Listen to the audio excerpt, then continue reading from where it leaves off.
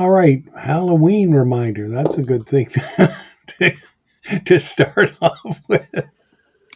Well, once again, we're on Franchise Connect, and we're very pleased to have Bill Edwards and Ned Lyerly discuss not only um, best practices with respect to global expansion, but we're going to focus um, on expanding to Spain. And I'll turn it over to you, Bill. Tell me first why we're focusing on Spain, because I know we have at least one person in the audience who would wish we'd be focusing on Italy. But tell us about Spain. Well, in the interest of time, Mike, we picked one country one country where there's an awful lot of new franchise development going on, especially for foreign brands.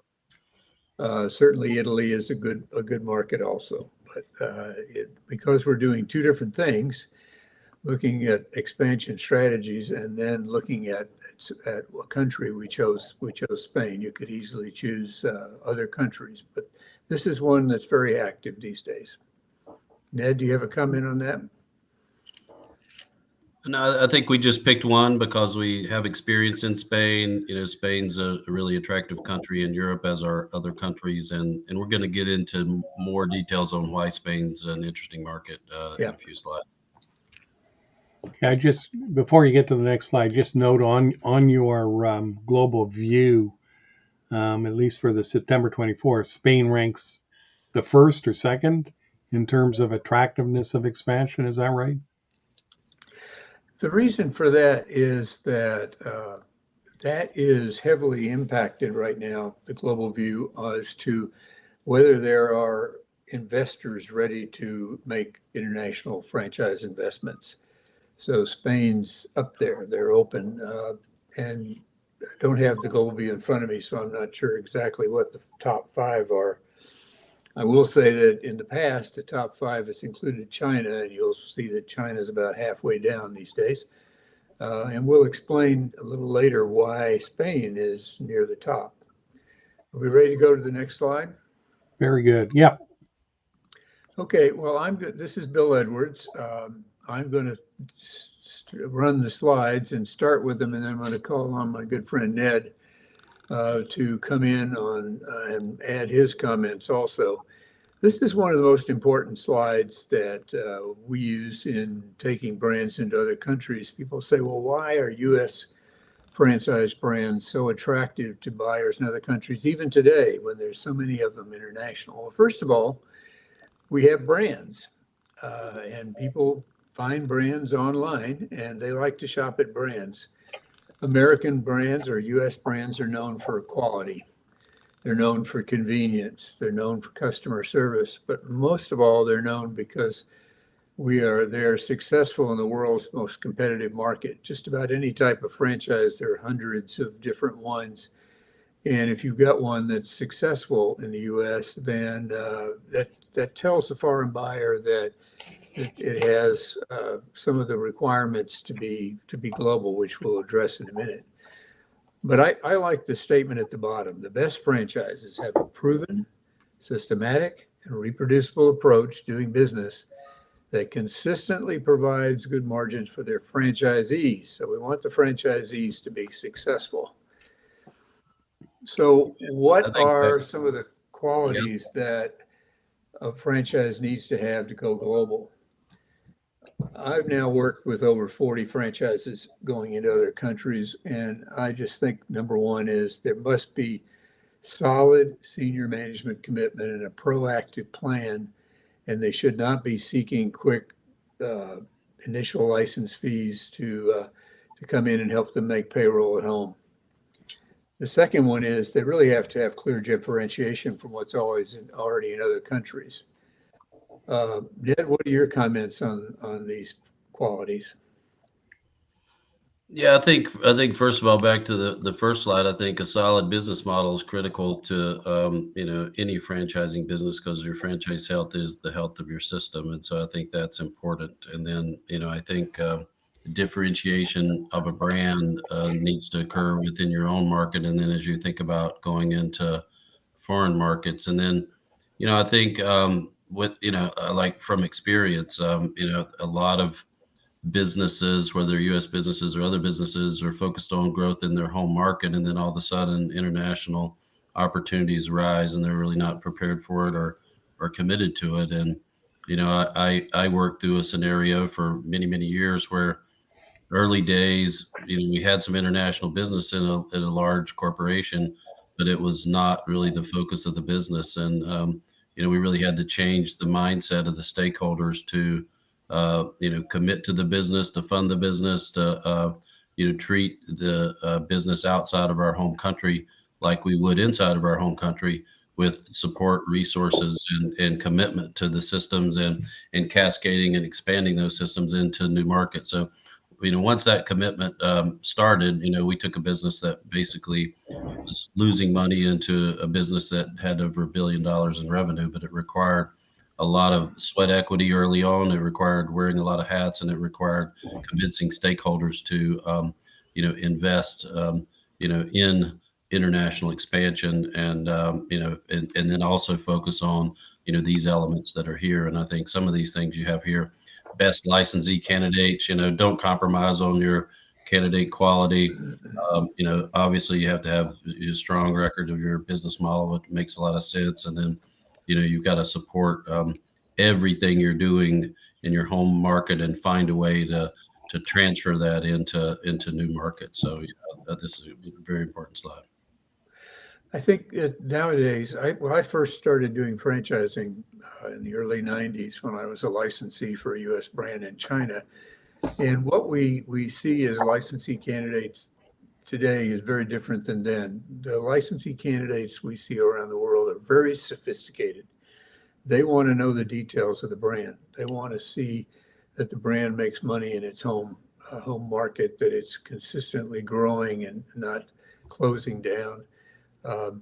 As it says at the bottom there, financial model that offers the licensees potential to make a good return on their investment.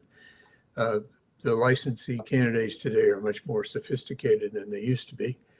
I also believe that you really have to start off by getting your trademarks before you start marketing in countries. Otherwise, somebody will get them for you. And then you look at internal resources. Some people think that what they've got today is what they need for international, and that's seldom works across 10 or 15 time zones. But let's go to the next slide, which is one of my all-time favorites. And what do you seek in a licensee? And I'm going to start off and then turn this over to Ned. I'm going to start off with number one. There has to be a passion for your particular business in the licensee for a lot of reasons.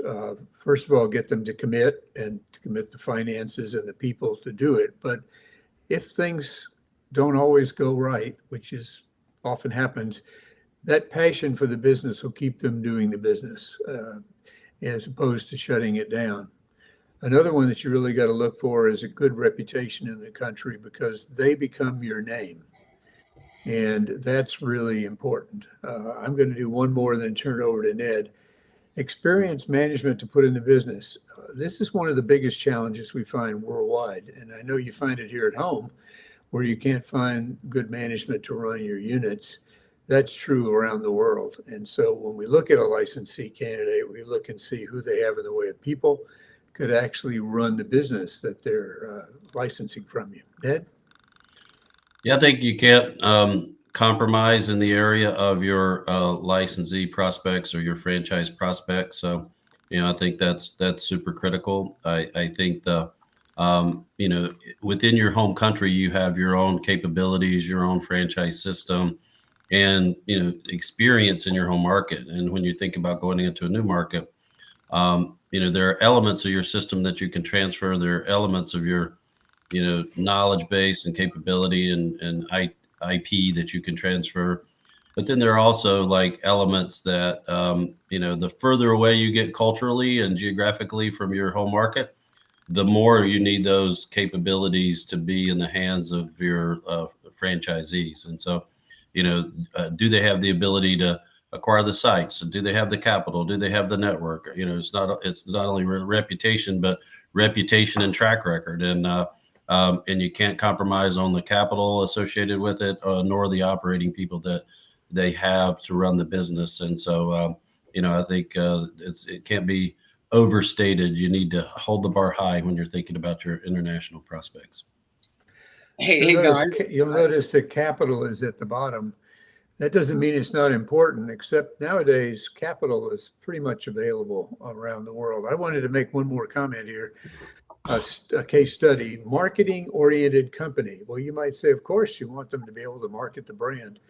Without naming names, there was a famous California-based restaurant brand that went into Japan many years ago. Into Korea many years ago, with a great company that was extraordinarily good at operations, but they weren't good at marketing the brand. And they figured if they opened the restaurant, people would come. People didn't come.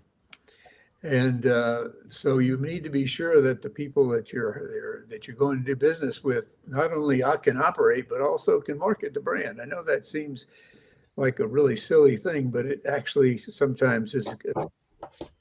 Yeah, I think where you can find this out, obviously you need to invest in the capabilities in your franchise prospecting and lead management and onboarding process. So really your discovery process from your franchise application, from your business plan that you require from franchisees, what you get in terms of knowledge base when you visit their country and do your diligence work, and when you have them in for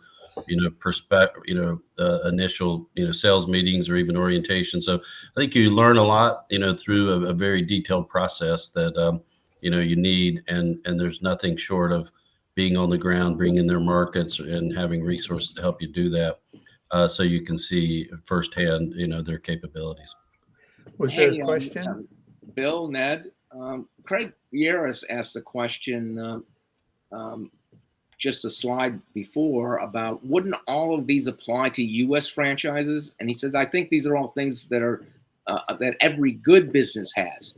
So I'll append that with, how is it different if you're in the U.S. operating domestically and you shift to international? How does the business change dramatically?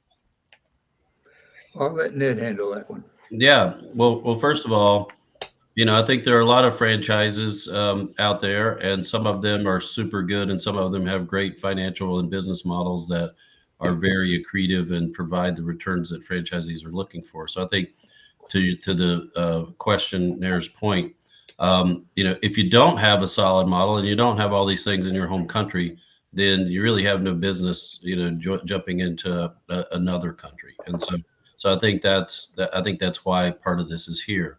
But I think to add to that is you have to be able to, as I mentioned, you have to be able to transfer these things to other countries successfully, and you have to have the resources and ability to do that.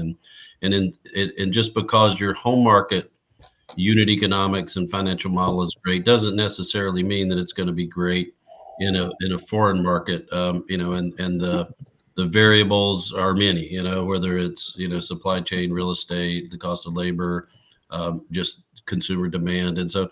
Anyway, I think you're right. A lot of these characteristics are, could be just applied to a domestic, franchise business.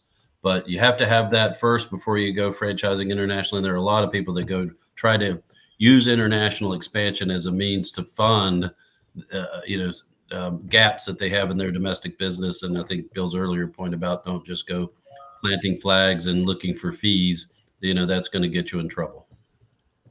Okay. Well, of course, we'd like to have all franchises have these qualifications, but they don't. And the one that I think is the most different, Joe, is the first one. Going international and developing your brand and getting it started up in countries and growing the number of units and the amount of royalties takes a lot of time. It is not selling a couple of franchises or a multi-unit franchise in the United States. It takes time to do it right.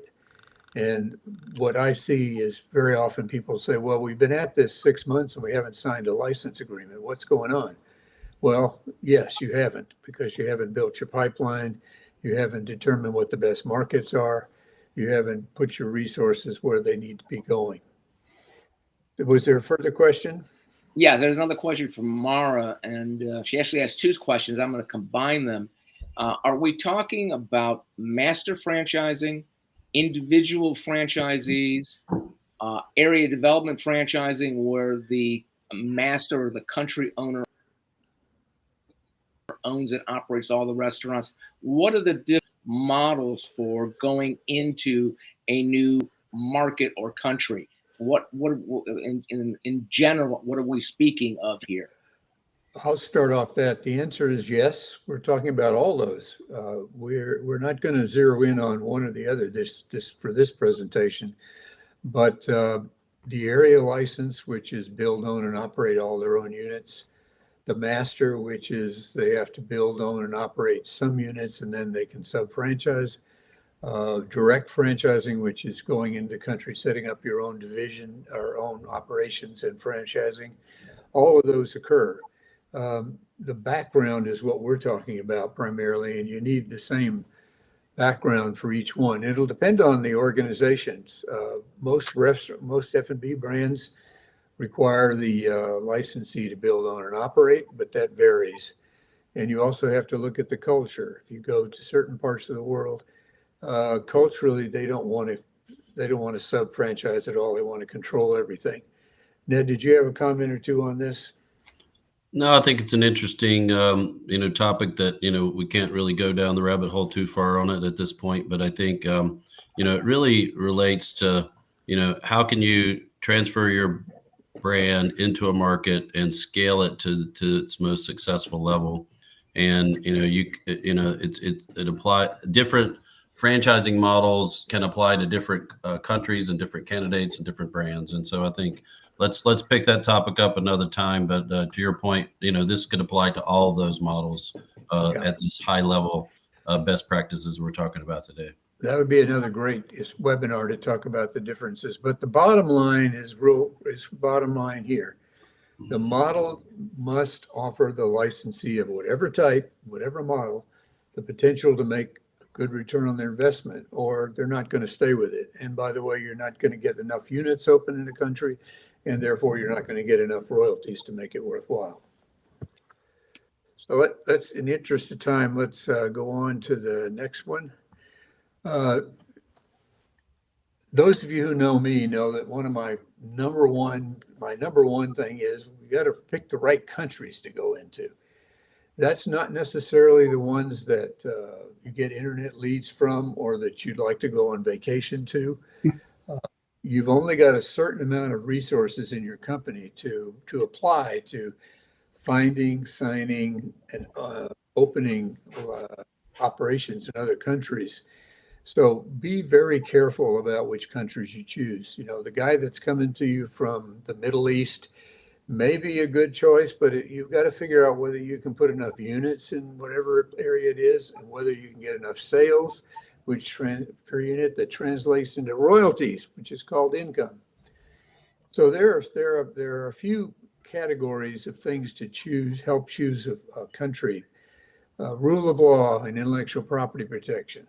For me, rule of law means if something goes wrong, can you get the brand back in that country? Now, you might say, well, that's obviously you can do that. No, there are a lot of countries where you are at least number 2 in the legal cases, and maybe even worse than that. So make sure that you can protect not only your intellectual property, but also that you can have a good chance of controlling the business if something doesn't go right. Country stability. Well, this is economic and political. If your politics and your economy is going up and down, up and down, up and down, then it's really hard to plan.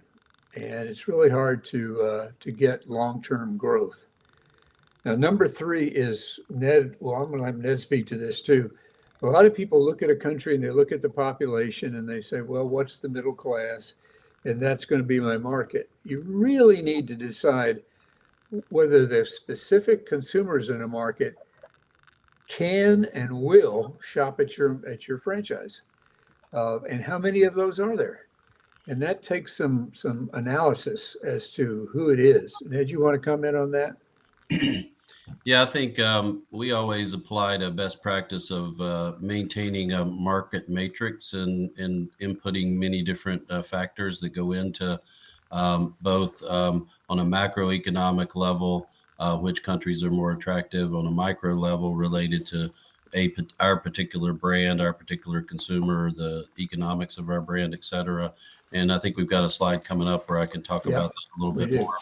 But I think a market matrix approach to really looking at it, and I think to your point, market size adjusted for purchasing power parity and a particular customer segment, I think is where to focus, because you can spend as much time working on a market that may only have the potential for, say, 20 units within your brand as it would working on a market that could have 2,000 units in your brand. So you may spend the equal amount of time on both of those activations, and you're not going to get the return on the 20 that you're going to get on the 2,000.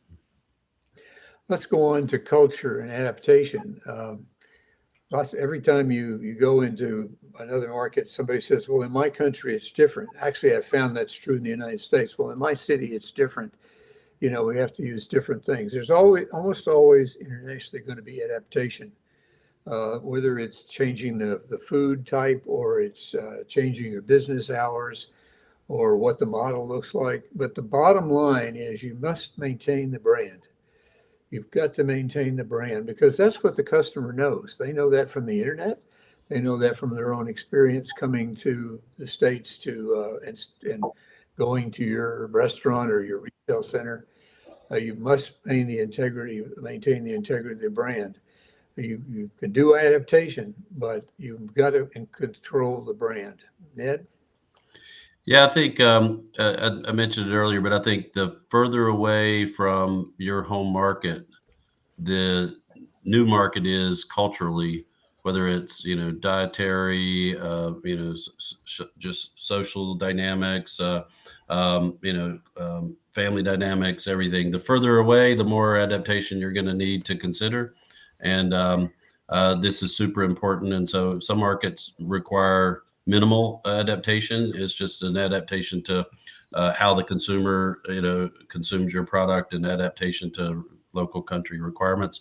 Then you can go in as far as a country like India, where if you're in the food business and you're serving beef, you're not serving beef, and you have to re-engineer your whole menu. So I think that also factors into which countries you decide to go into, and then once you go into those countries, you need to adapt. And some of it relates to physical attributes of your brand. Some of it relates to product and service offering. Some of it relates to service channels and how it gets delivered. And there's many different permutations of this that need to be considered. That's why you also need a good local partner that can help you with that. And you collaborate to adapt without diluting your brand into something that's not recognizable. I think a good example is my company helped Denny's go into the Philippines. And right now there are 12 Denny's in Greater Manila. And if you go into them, there are two things. First of all, they look like a really nice Denny's. They're actually upscale. You're Denny's. But if you look at the menu, you would probably not know you're at a Denny's, because the Filipinos eat different things than we do. Even the Grand Slam has different pieces to it. Pieces meaning proteins. But it's obviously a Denny's restaurant, and people know that, and they go there partially for that reason. But the menu is very different. I mean, tremendously different. Filipinos make use of all parts of a chicken, by the way. So that's a little different than what you'll find in the States. Moving on now to the next one is military ability to get paid in a timely manner. What does this mean? Believe it or not, there are some countries that don't like hard currency going out the door. They don't want to pay fees and royalties in hard currency. South Africa, Brazil, China are places where you've got to be sure that you've got a way to get paid. And what you don't want to get paid in, you don't want to get paid in soybeans, okay? You don't want to get paid in commodity futures. You want to get paid in real currency that you can use here at home. So you got to take a look at that and make sure that the system is set up to allow you to get paid easily and get paid a certain amount, and always be careful about withholding taxes. We just recently went through a situation in one particular country where they had a 25% withholding tax. So the initial license fee was 25% less in US dollars than the client expected. And luckily they could write that off because of tax treaty, but you've got to be aware of how much you're going to get paid and whether you can get paid in a timely manner. Yeah, I'd like to interrupt Bill for a minute and make another comment on what he just said with regard to withholding taxes. I think that's part of the due diligence you need to think about before going into a new country, because Yeah. some countries have 25%, some have 50%. So if you have a standard royalty rate of X and then you're only getting half of that because the taxes are being held on, it's nice to get a tax credit, but I think the smarter approach is to adjust your royalty before going into that country. So anyway, I think that's really important diligence part on the front end. We're going to pause for a minute because I think Joe has several questions for us. I do.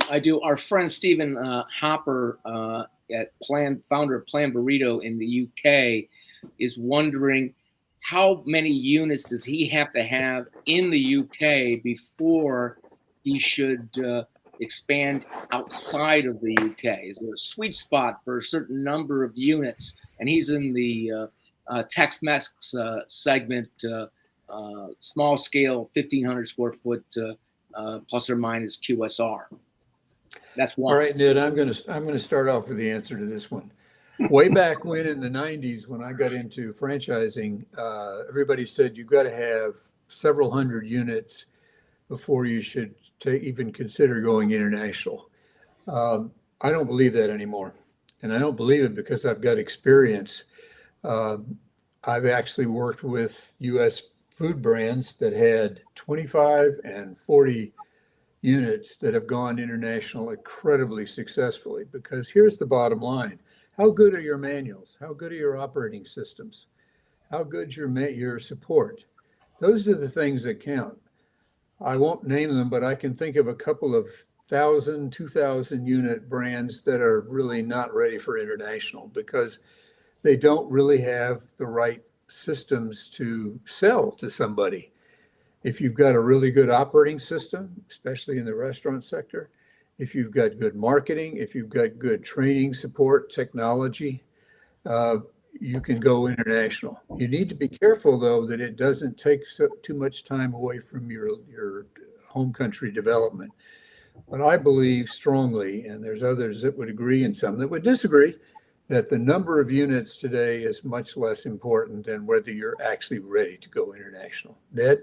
Yeah, I'll just add to that and keep it short. I think Bill mentioned it. Your tools and systems and brand and your IP needs to be able to support a profitable model that's successful. So if you've reached a point in your domestic market where all the systems across all the functionality in the business are where they need to be, and you're profitable and you have cash flow and strength, and you can fund a step into international expansion, then you can go from there.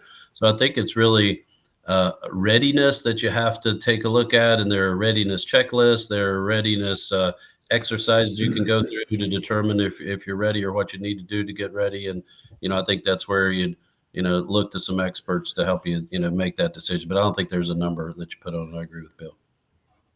Okay, we've got a question from Francisco Serrano in Bogota, and he wants to know, do you think Spain would be the most appropriate country to start expansion in Europe for a Latin American originated brand?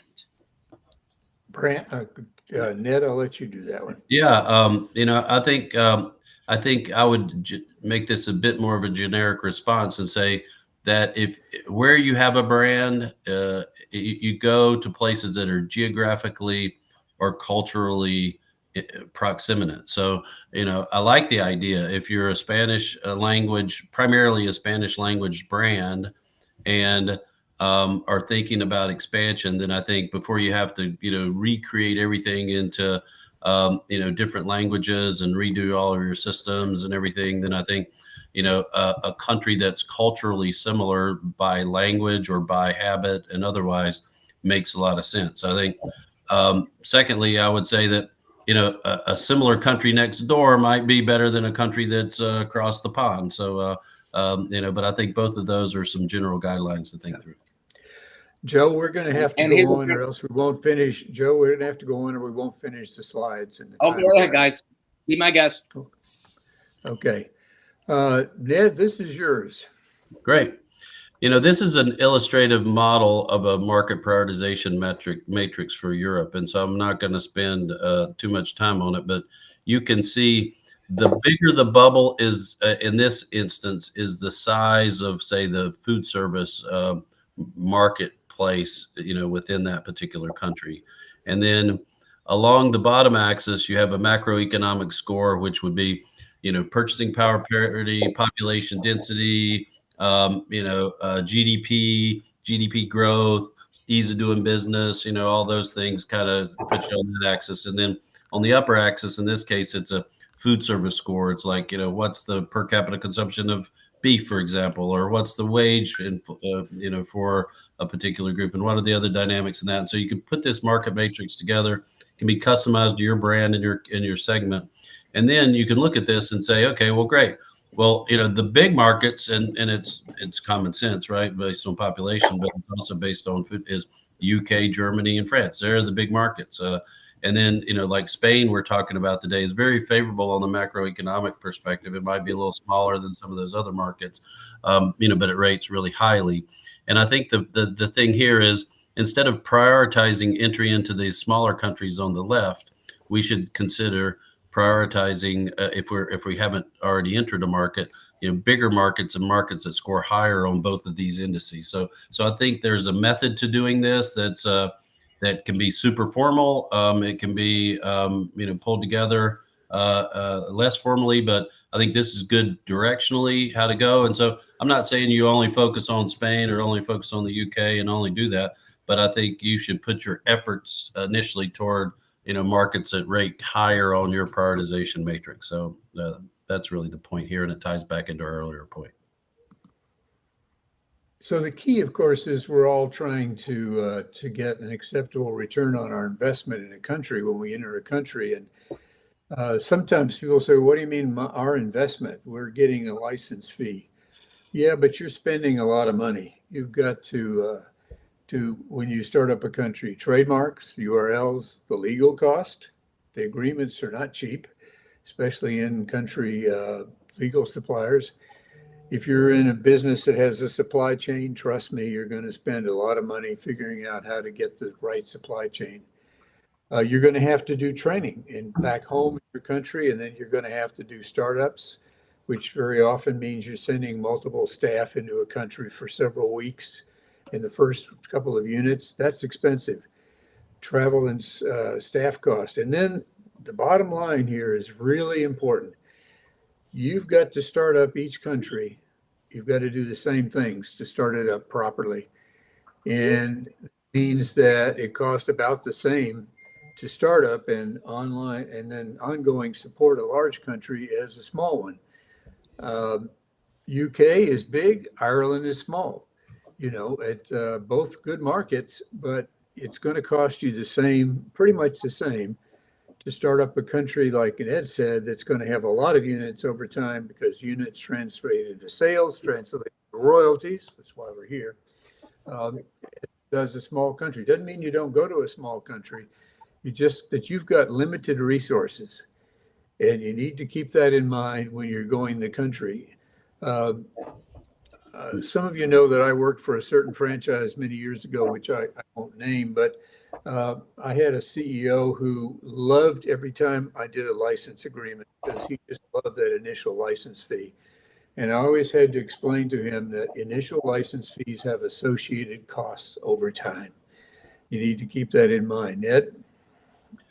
Yeah, I think there's several points to add to this slide. One is, when you're thinking about going into the new country, do a simple pro forma cost of what you think it's going to cost to go into that new country, and what you think the growth might be, and what resources you have to put into it. And that can be a really helpful exercise. Secondly, I think whether it's a master franchisee or your direct franchisees, making sure that there's some financial modeling around, how successful they're going to be and you're going to be together, I think is important as well. So that includes all of these costs and other costs. And I think having a clear view of expectations or clear expectations going into the market will help you drive decisions. For example, going into India versus going into Mexico, if you're a U.S. brand, you've got to revamp your menu.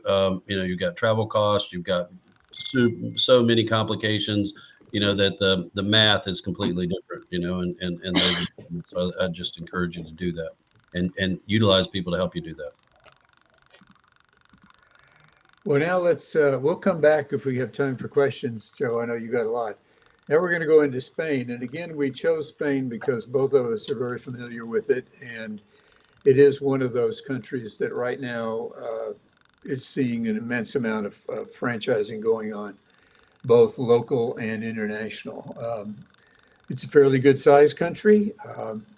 It has a good GDP per capita, which is very important. It has the highest GDP growth rate in the European Union. By the way, it has the lowest unemployment rate too. It's a very franchise-friendly country. And relatively speaking to the countries around it, it's fairly easy to do business. And it has a fairly low corruption index. And why is corruption important to know about? Well, you're, of course, not going to participate in corruption. We know that. But if a country is in a ranking of 1 to 4, 1 being best, a 3 or a 4 in corruption, it means it's going to take a lot longer to get business done, and it's going to be more costly. Ned, did you want to add anything here, or should we just go to the next slide? I'll just go to the next slide. It's an attractive market. Let's do that. So there's a lot of words on this slide, and I think we're going to make this available to everybody. Spain does have some franchise regs you need to be aware of. It does have a disclosure document that needs to be sent to a licensee candidate 20 days before signing. You do need to register the agreement with the Spanish government before you commence operations. I'm going to leave the second one and third one to Ned. Business hours. They have a lot of different business hours than we do. Some places still have siestas. Some places stay open into early morning. And by the way, some places don't open up until late evening for restaurants. Brand awareness for foreign franchises is really important. It's good. It's important to get in there and let people know you're coming and what you do. Ned, I'm going to turn over the rest of them to you to talk about. Yeah, well, I think there are advantages in Spain. I think supply chain and logistics, there are advantages, local advantages in terms of sourcing, particularly in the food service arena, but also EU sourcing, I think, can be leveraged there as well. Relationships, to me, I find relationships important in every market, but I certainly find relationships important in a Spanish influenced market. And, I think that certainly applies in Spain. And, I think you get things done by being authentic and real and straightforward, but you also build trust and build faith in yourself and your brand when you engage with folks. And then I think in terms of tailoring the business model, I think that applies to a lot of different markets. I think that Spain, like the U.S., has different regions within it. And so I think you've got to think about regional differences that you need to think about there. Some of that may due to just, how people consume and when they consume, but also like in our case, we had competitors that were focused very much on low price and low value. And we had to really distinguish ourselves even more so than we had done in the U.S. market with a more premiumized burger offering, a more premiumized service offering, and a more premiumized guest experience to stand out in the market. So those were some of the changes that we made. And, I think the other thing is that in Spain, there's an entrepreneurial spirit. And so I think you've got people that could be your masters and come in and help you franchise and grow the brand there. I think there are smaller area developers that could be there. So I think there's a really fertile environment for, the franchise business model for entrepreneurial engagement. And, I think, it's got a huge population too that needs to be their needs need to be addressed, whether it's service or otherwise. So. Joe, do you have a question or two for us right now? I do have one. Why pick Spain over UK? that is a question that came up. Why do you, being that the UK has a higher GDP, why would you pick Spain over the UK? Well, we could have chosen any number of countries. We chose one that is known by a lot of people, and where the franchise development is very robust. Capital is available. Foreign brands are really easily are sought after. We could have picked the UK. It Sorry wasn't a about rank. that if we picked the wrong country for somebody, but we could always do another one with the UK and Italy because both of those have their pluses and minuses. Ed? Yeah, it wasn't a ranking. It wasn't a ranking. It was just a choice we No. made. So, Yeah. We apologize for the wrong choice in some people's concerns. other questions, Joe? Yeah, Carlos asked, is often for a business model, a brand that groups won't even look at unless you have 100 units in the United States. What do you do to explore the next tier of franchise developers when the brand you represent is new? And this is coming from a U.S. perspective, going outside the United States. Yeah, yeah. I think whether it's U.S. outside, going outside, I think scale and success in your home market's critical. But I think you take some markets like Slim Chickens or some of these other brands that aren't necessarily big at this point, but you can either be big in terms of number of units, or you can be big in terms of volume and return per unit. And I think when you're a hot brand with a great business model and return profile, I think you can still garner the attention of top tier developers. And then I think in some cases, like if you're not big enough, then people are, and you're not necessarily on somebody's radar screen, you're going to have to go get them yourself at sometimes. And I think that's where you prioritize your markets, and then you prioritize recruiting, within your priority market. So if you have a brand that is heavy in social media and is really well known around the world because of social media, and then people come to the States and they try the brand and like it, you're going to get lots of inquiries from even considerably big companies. An example that I know is here in Southern California, we have a brand called the Boiling Crab, and it has about 25 units in the States and about 30 overseas. And it has an immense social media following. Its social media following is bigger than some of the major food brands here. And people know it, and they come to LA and they try it and they want it. And so, yeah, you need to have more units, and sometimes for the big guys and girls to want you. But it really depends on what your reputation is and whether they've come and tried your business and like it. So again, it really depends a lot on the brand, because as you noticed in that chart we had, the page we had, the first one, brand was number one.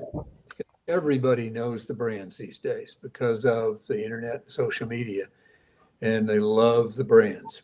And that sometimes overcomes size or critical mass. Of course, you want that social media to be positive, by the way. I'll leave that one where it is.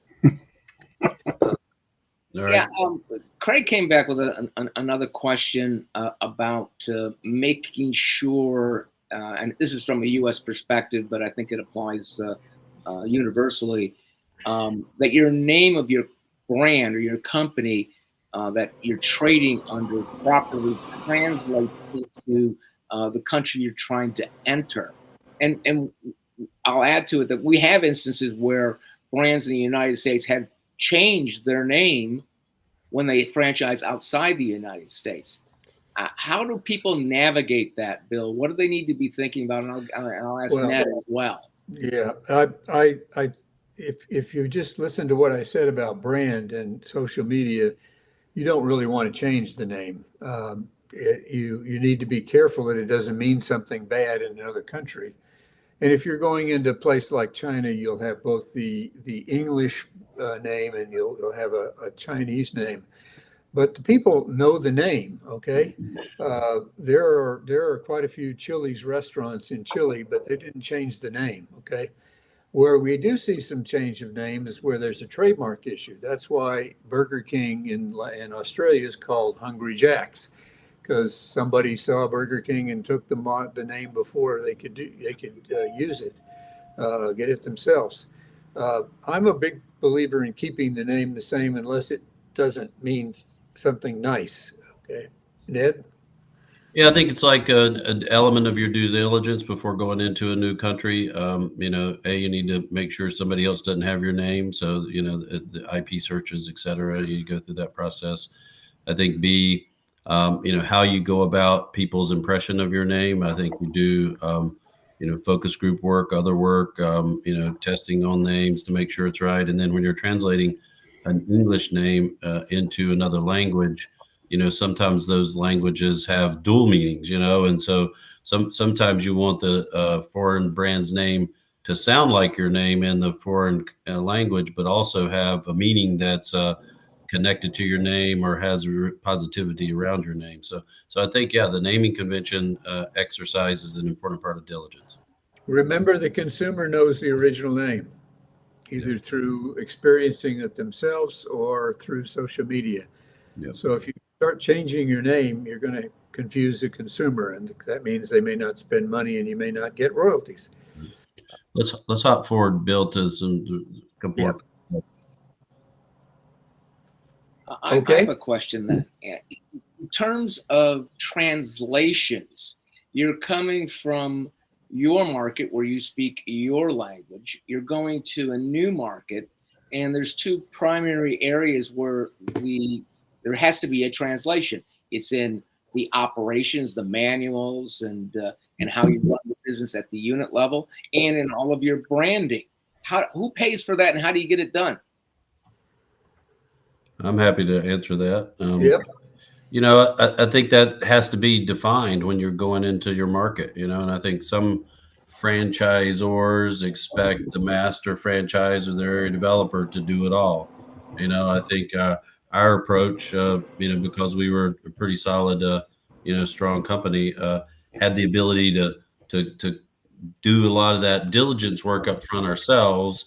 And then when we found partners and needed to further advance that work, then we figured out a way to share those costs and build it out from there. So I don't think there's one answer to it, but I think you know, the exercises need to be undertaken, the costs need to be incurred, and you know, I think it's important to understand that. I would say that, you know, when you're registering your IP and doing work in other countries, you need to make sure as a franchisor that it's your name that it owns the IP, not your master's name, and working through details like that. So I'm not a fan of that. In my experience, most agreements say that the licensee will make the translation and pay for it.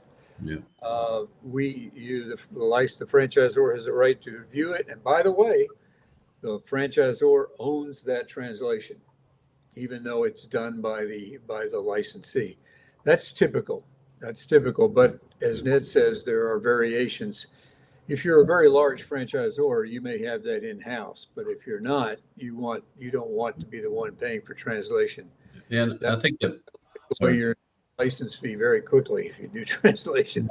you know, I think the good news is that you know, translation is easier than it once was. So, you know, I think the cost of actually doing it is lower, but you know, you have to, you know, translating an operating manual is not easy, right? You can change the words from one language to another language, but then you have to go through the meaning and the measurements and the nuance. And so somebody's got to go through that understands the local language and really, you know, parse it out and make sure that it's accurate. And so it's an exercise that I think, to Bill's point, you typically set up your agreements to where translation is borne by local language. My comments were, you know, who funds the front end of this diligence and thinking through, you know, registrations, you know, naming conventions, a lot of that, you know, I think that sometimes can be shared, but some people just view it as it's 100% the responsibility of the local operator.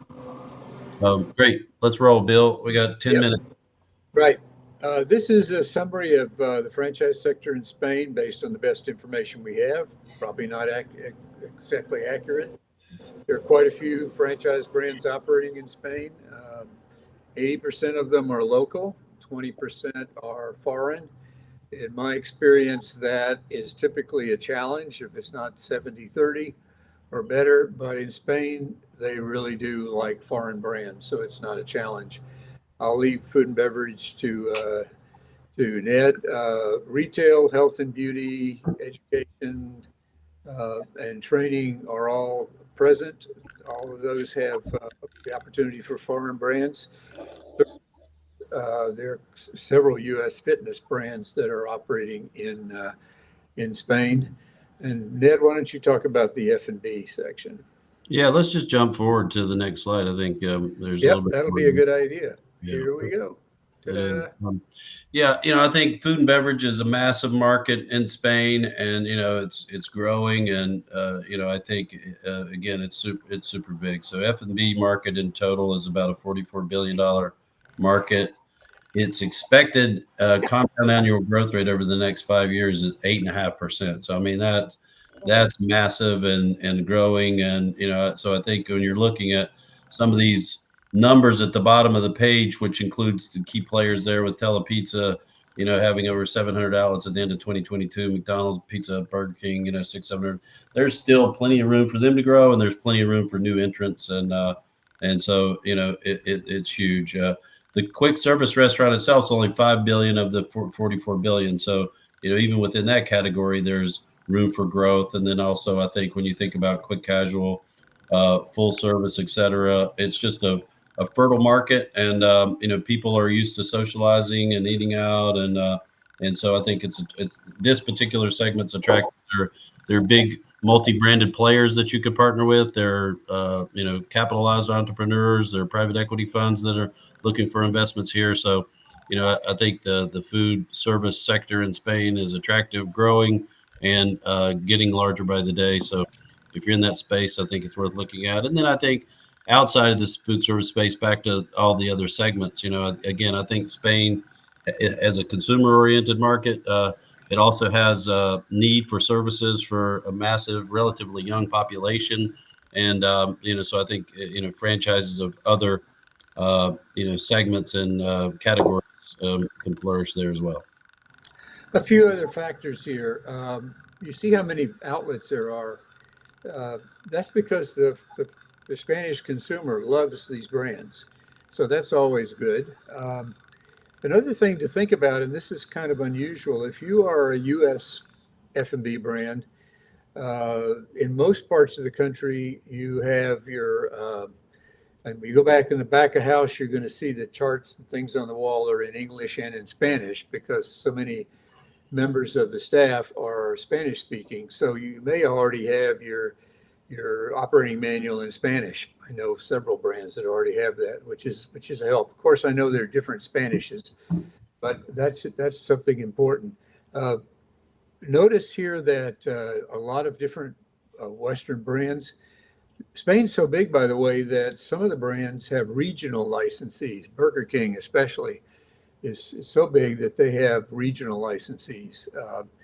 So that was another part of the reason we chose Spain, is because of the food and beverage section, which the two of us are familiar with. But that doesn't mean there aren't good food and beverage sectors in other countries. But it is robust. There is a huge problem in Spain right now when it comes to food and beverage. What do you think that is? Finding a place to put your restaurant. It is really tough to find the right place to put restaurants these days because there's so much competition. It is a really big challenge, not only to find it, but to pay for it every month. Yep. Ned, any further on this or Spain? No, I think that, I'll just say you're right with regard to occupancy costs, but there's a little bit of offset with attractive wage rates, so, I think when you're thinking about like, viability of brands within markets, usually your biggest cost in like the food business, food and beverage business are usually food, labor, occupancy, and so I think if your occupancy cost is going to be high, then your food and labor costs better be relatively lower, in order for you to have attractive market. And I think Spain has a lower labor cost, market. So that's just a point worth pointing out. Okay, next. This is our last slide, and it's pretty simple. If you're thinking of taking your brand international or expanding what you already have, we recommend budgeting conservatively, which means don't expect to make a lot of money in the first few years. Okay, you need to put money into the business, build a pipeline, get units open, increase the number of units. Choose. I'm going to leave that one for a second. I like to pick a target country where you've done your market research and realize there's a lot of potential, and so get one started there so you can see your brand, show your brand works in other countries. Please be realistic in initial fee expectations. The days of, for most brands, of multi-million-dollar initial license fees have gone. The licensees are much smarter these days. And then at the end, realize, as I used to tell my CEO, that initial license fees have associated expenses over time. And now, Ned, I'm going to let you take the very carefully choose one. Yeah, well, I think I'll make one more comment, and to this first bullet, whether you're going into a new country or whether you're like the Bruno concept out of the UK that was thinking about going into another country, I think you need to understand that you're probably going to lose money for a few years when you go into a new market or go into international, and so you just need to be careful and model that out and understand it well. And then I think the other key points relate back to that graph that I showed about countries, big markets versus small countries. I think go big and go deep instead of planting flags in 40 countries. Like pick 10 countries that you can go into and go deep and build scale and build brand, and then you can get to the rest of the group. One of the brands that I was with, had been franchising, or the company I was with had been franchising for decades, and still today, of those countries, one country and one region, which is multiple countries, but it's really a small region, make up about 75% of the cash flow that comes from that business. So, I think go big and go deep is important, and that's why prioritization is critical. Probably have a few minutes for a couple more questions if there are any out there, Joe. I've got a couple of comments here. Mara makes a very good comment, and you don't need to answer it. She's saying that always reach out to franchise professionals that have a real pulse of the country that you're trying to enter. So that's code talk for if you're thinking about Italy, Mara wants to talk to you. And we think Mara is really great, so that's okay. Rory Vallis says, very competitive pricing on food and beverages and products in Spain compared to the U.S. It must be tough on margins and profitability. So I'm not sure if that's a question or if that's an observation on it. Do you have any insights on that, either Ned or Bill? I think it goes back to what I was talking about earlier, in making sure really in a food business that your labor, your food and labor, like for me, it used to be the rule of thumb was food, paper, labor needs to be at 60% or less in order for you to have a good business. And I think that's changed now. I think food, paper, labor need to be at 50% or less to have a good return. It's a rule of thumb, so it's not perfect. But because occupancy costs have gone up and other costs of operating, construction, whatever have gone up, I think your variable margins have to be managed and be able to be managed down. So, if you're new into a market and your food cost is a little higher, then you've got to make that up with labor efficiency or otherwise. And I think it also goes back to going deep. Once you're in a market, once you've established your supply chain, once you've built relationships with vendors, and then all of a sudden you're double, triple, or quadrupling or more their business, then I think that's where your cost of your items come down and your margins get better. Ned made a very good point that I want to end with, and that is that don't expect your cost of doing business to be the same as in your home country.